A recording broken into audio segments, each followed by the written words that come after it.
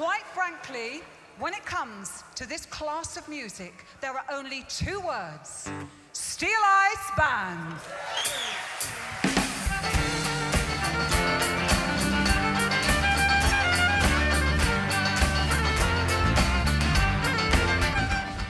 Солистка группы Мэдди Прайер однажды сказала: «Steel Ice Pen как автобус. Он идет по своему маршруту, люди входят и выходят. Иногда маршрут совпадает с вами, и тогда вы внутри. Иногда автобус поворачивает не в ту сторону, и вы просто выходите». Трудно с ней не согласиться.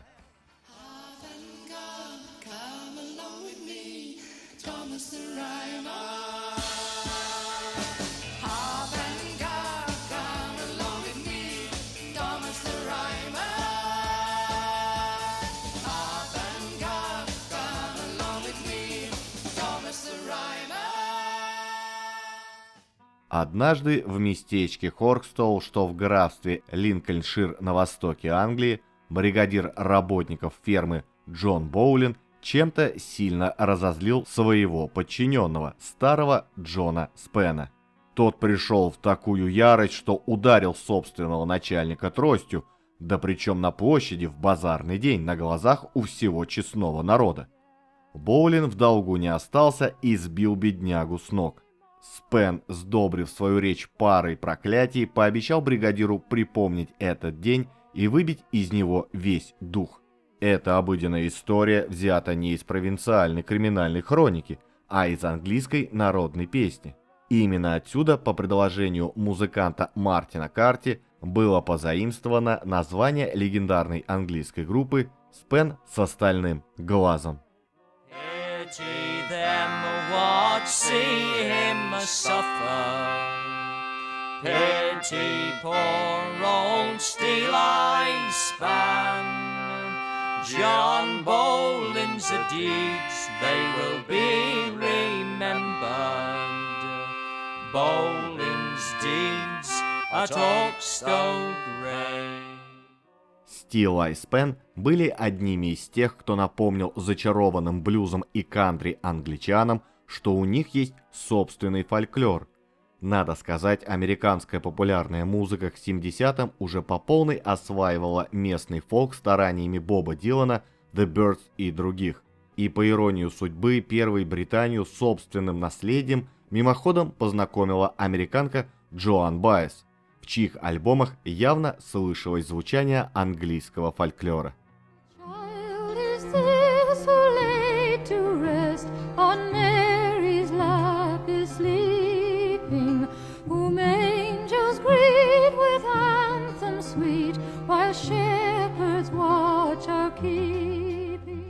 Steel Ice Pen же показали, что с этим фольклором не только можно и нужно экспериментировать.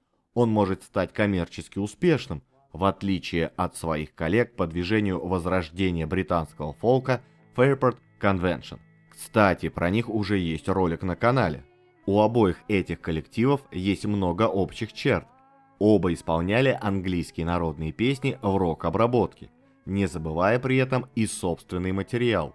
У обоих лидер-вокалистом является женщина, оба прошли через многочисленные изменения в составе. Но есть у них и отличия. Fairport Convention пришли к фолк-року со стороны рока и были интересны в начале своей карьеры, а Steel Ice Pen отталкивались от фолка и интересными стали немного позже. А образовалась группа, когда один из самых значимых людей на британской фолк-сцене, Эшли Хатчинс, почувствовал себя стесненным в рамках как раз Fairport Convention и решил в 70-м году организовать новый фолк-проект. Ему удалось завербовать сразу два уже сложившихся дуэта – ирландскую супружескую чету Гэй и Терри Вудс, а также Мэдди Прайер и Тима Харта. Кстати, о Тиме Харте. 1948 год, 9 января у преподобного Кеннона Денниса Харта рождается сын. Англиканский священник зовет его ласково Тимом. В 1955 году отца переводят в Сент-Олбанс, где он начинает служить в церкви Святого Спасителя. И прослужит там, кстати, аж до 1992 года. Тим начинает музицировать. Школьная самодеятельность, да еще в старейшей частной школе Хартфордшира и одной из старейших школ мира, ибо основана она была, страшно сказать, аж в 948 году. Но вернемся к нашим героям. Недолго помотавшись по лондонским квартирам, компания переехала в домик в нескольких милях от Стоунхеджа, чтобы получше узнать друг друга. Как вспоминала потом Прайер, жизнь с малознакомыми людьми у черта на куличках еще никак не гарантирует дружбы. Впрочем, они с ирландкой Гэй обучали друг друга национальным танцам, что впоследствии добавило зрелищности живым выступлением Steel Eyes Pen. А по возвращении в Лондон группа записала свой дебютный альбом. Нельзя сказать, что он произвел фурор, но первые эксперименты уже радовали, как, например, банджо в песне «Черноногий шахтер».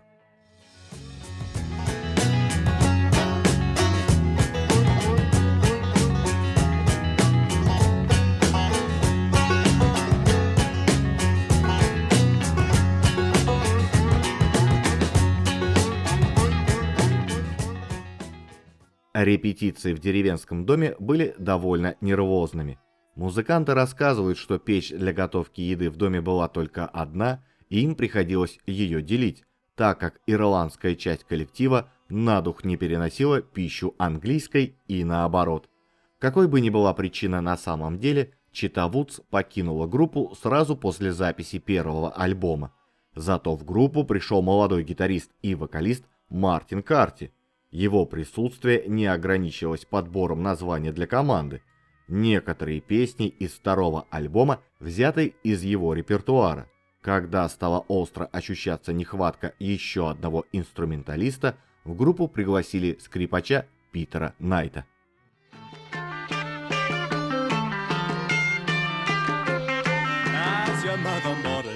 Says the full tide on the road, on them for you. Says the wee boy had still stood, I think I get about. Says the full slide on...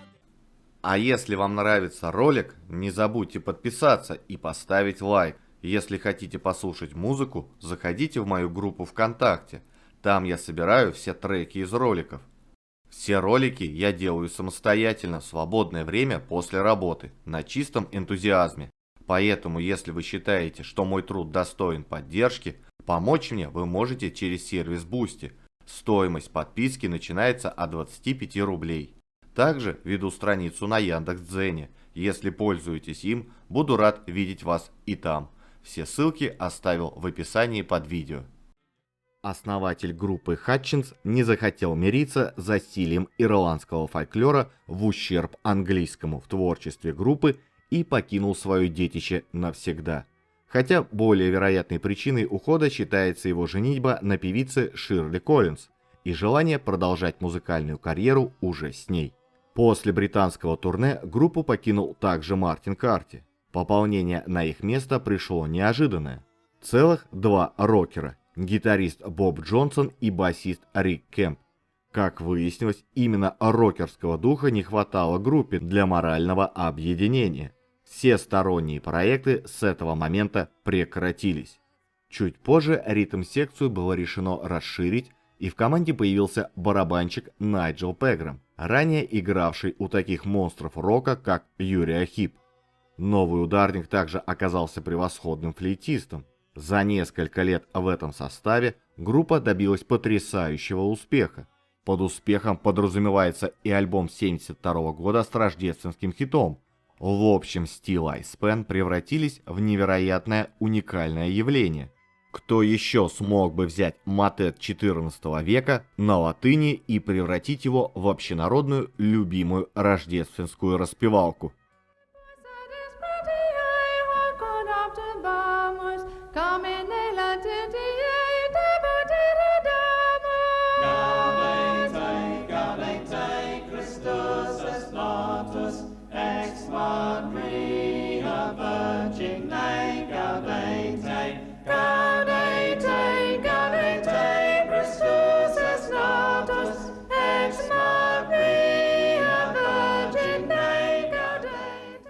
Под успехом подразумевается и пластинка 1973 года с горькой песней об утере шотландского национального самосознания под английским господством.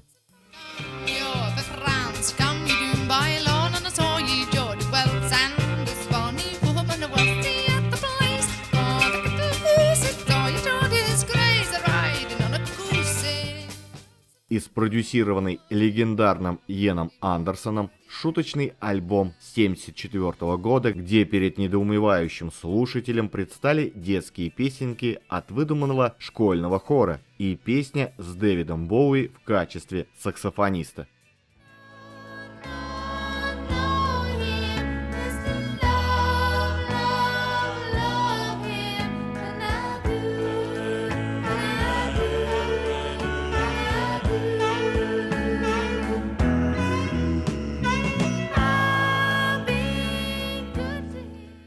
А в 1975 году их ждал уже огромный для фолкового коллектива успех. Композиция All Around My Head оказалась в лучшей английской пятерке.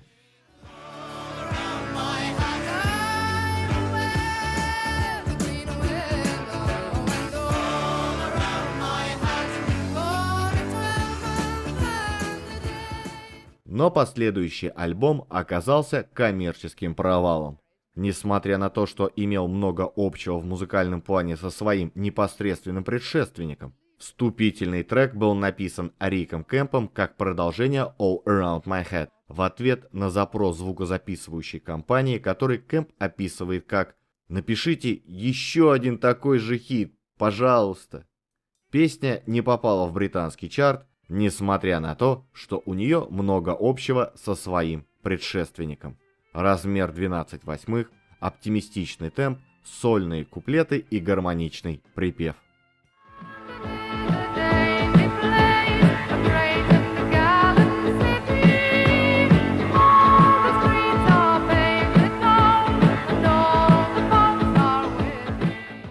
В 1977 году временно вернувшийся Мартин Карти привел с собой новичка по имени Джон Кирпатрик. Так, на ближайшие 2 альбома группа заменила скрипку ушедшего Найта на аккордеон. Пожалуй, это было самое значительное изменение в звучании группы со времен прихода туда рокеров Джонсона и Кэмпа. Не каждый навскидку назовет популярную группу, опирающуюся на аккордеон. Кроме того, Киркпатрик на концертах любил пританцовывать, что превосходно дополняло традиционные английские пляски Мэдди. Но, как обычно, что-то пошло не так. Ребята объявили прощальный тур, в ходе которого был записан живой альбом. Как в своих воспоминаниях заметил Мэдди Прайер, каждая группа должна провести прощальный тур, желательно, как мы, в середине своей карьеры. Однако группа была обязана по контракту записать последний альбом для лейбла. Это стал Sails of Silver, включавший в себя авторский материал. По историческим сюжетам он не был принят ни фанами, ни критиками.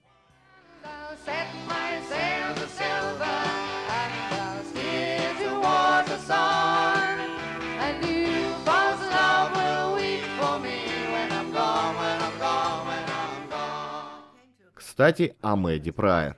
Она до сих пор остается знаменита сама по себе, как первая леди британского фолка.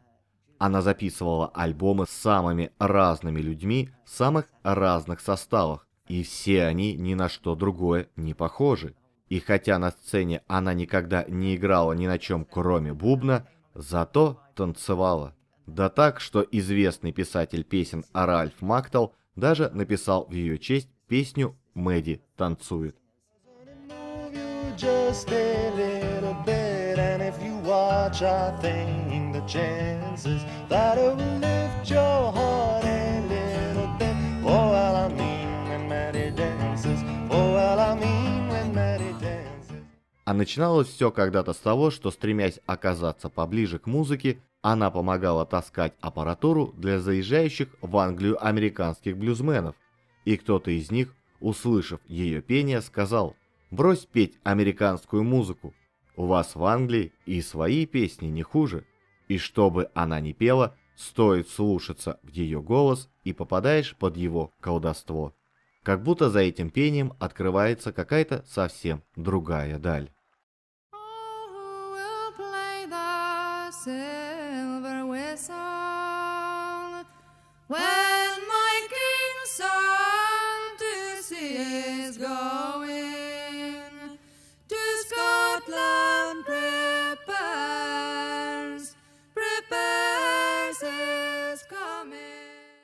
Ну а что наши герои? В 1982 году группу покидает Тим Харт, после чего Steel Ice Pen практически полностью замолкают на 7 лет, изредка давая концерты. Впрочем, одно из выступлений все-таки вызвало скандал. Музыканты спели в Ноттингеме старый добрый хит «Черноногий шахтер», песню о штрейкбрехерах в разгар шахтерской забастовки. Ноттингемские шахты эту забастовку как раз и не поддерживали, поэтому песня была воспринята как открытый упрек. Довольно незаметный альбом будет записан только в 1986 году, после чего команда потеряет Рика Кэмпа, который никак не мог вылечить травму плеча, играя на басу. On the wild mountainside, I have lain down by your side. In spite of the bitter wind and rain. Начиная с 1989 года автобус под названием Steel Ice Pen ждали еще два очень значимых пассажира. Первый, пришедший на постоянную замену Кэмпу басист Тим Хэррис, с ним будет записан весьма удачный диск, который еще на несколько лет определит концертную программу команды. Второй – Лайон Геноки, колоритный барабанщик, сменивший за ударной установкой уехавшего в Австралию Пеграма. Это вновь вызвало резкий поворот звучания группы. В отличие от убежденного рокера Пеграма, Геноки ориентировался на джаз и world music.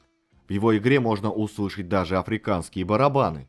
Steel Ice Pen бросились переигрывать в новом ключе собственные старые песни и классику английского и ирландского фолка, и получился из этого альбом. Даже если бы он не был удачным, внушительная внешность Геноки была бы способна отвлечь внимание от игры.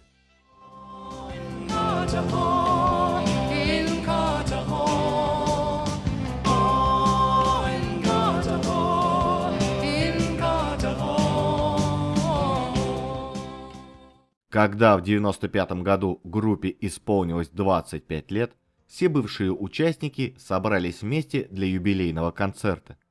Не принимал участия только Терри Вудс, несмотря на свою связь с истоками группы.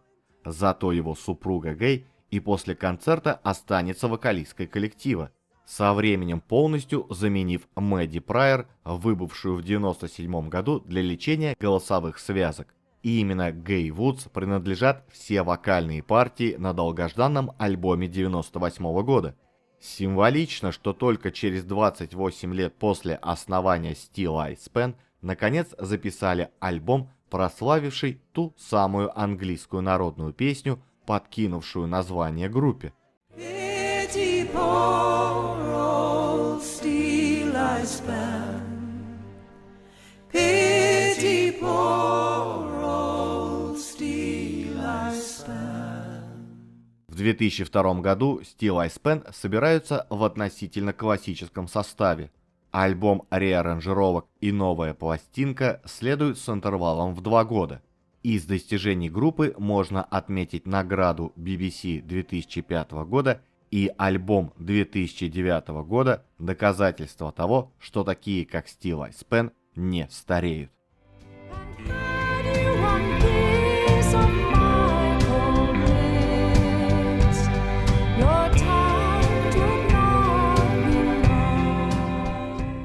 Однако в конце 2009 года Тим Харт в своем доме на Канарских островах в возрасте 61 года скончается от рака легких. Только в 2013 году группа выпустит свой 22-й студийный альбом. Оригинальные песни, основанные на произведениях Терри Пратчетта. Альбом достигнет 72-го места в британском хит-параде. Вскоре Питер Найт объявит, что покинет группу в конце 2013 года. Его заменила Джесси Мэй Смарт, и группа продолжила гастролировать. В 2016 году они объявили о выпуске нового студийного альбома. Он представляет собой смесь оригинальных композиций, добавленных традиционным текстом.